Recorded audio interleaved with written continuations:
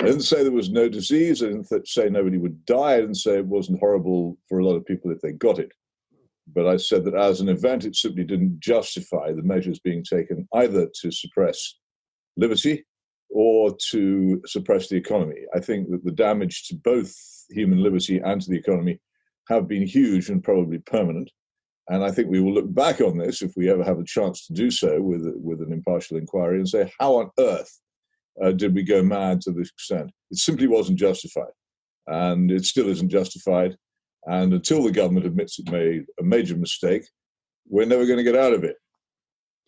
Peter, and you say the damage has been permanent. Oh, well, I mean, the economy surely will recover, will it not? Well, I don't know whether it will. I mean, remember that we were on the verge of a major slump as this began.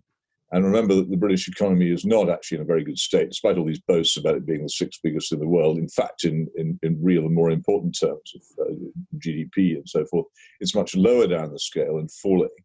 The level of wages for many people has been falling. The standards of living for many people have been stagnant for some time, and our ability to recover, because we no longer manufacture very much, is pretty thin.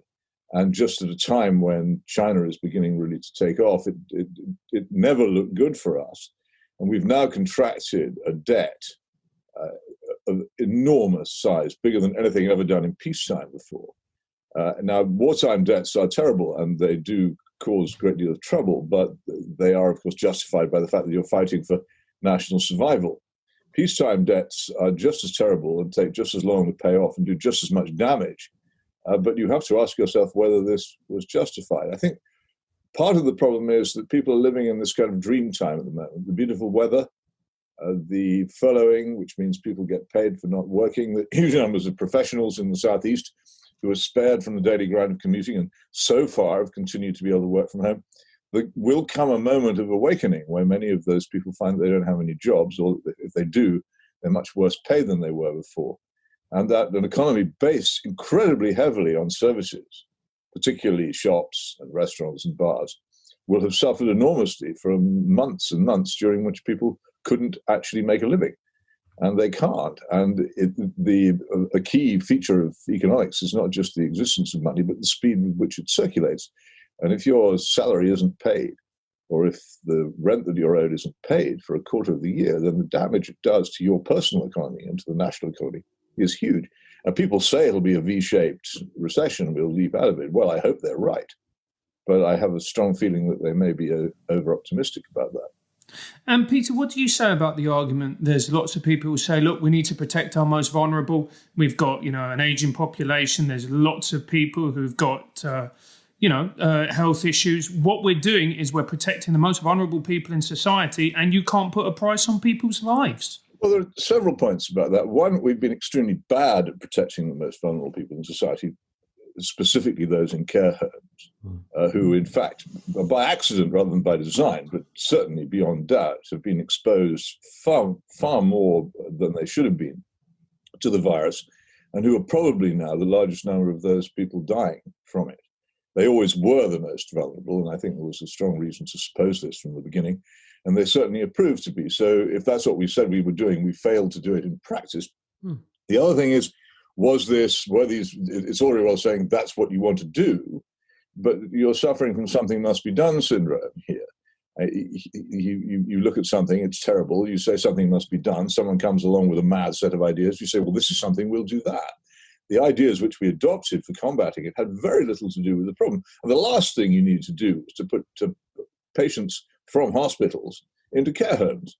But this appears to be what we did, and it was catastrophic. To quarantine the healthy is also an unprecedented action. And quarantining the sick is a long, long procedure going back for centuries. And it's perfectly sensible, but quarantining the healthy is an extraordinary thing to have done.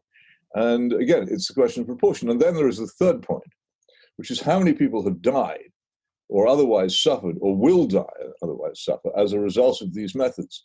The healthy old have suffered hugely in terms of being deprived of normal life.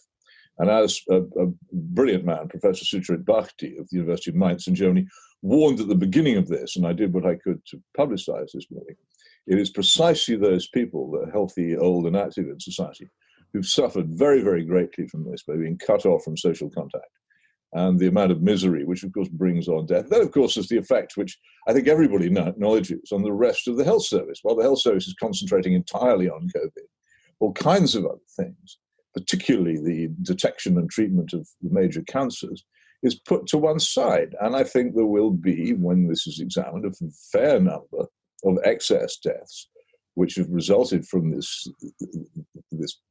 policy, which have not been COVID deaths or not even been remotely related to COVID, which are among people who were deprived of treatments and checks they otherwise would have got because of the panic.